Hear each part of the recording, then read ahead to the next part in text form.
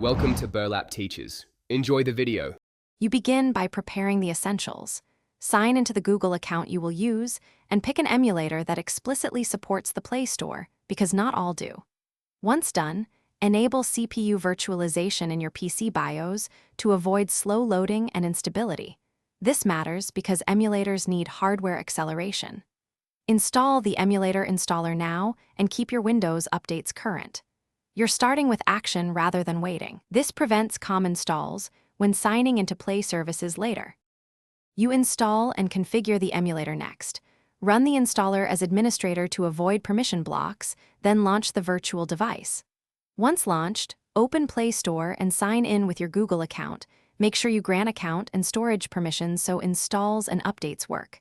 After signing in, update Google Play services and the Play Store app if prompted. These updates fix compatibility.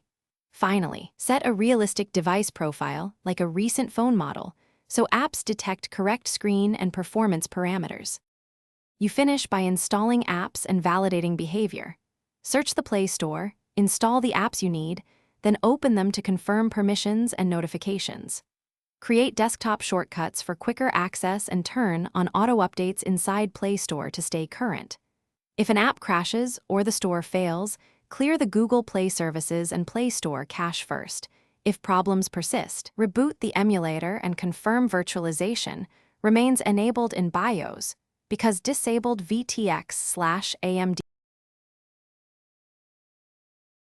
Thanks for watching. Consider subscribing if this video helped you.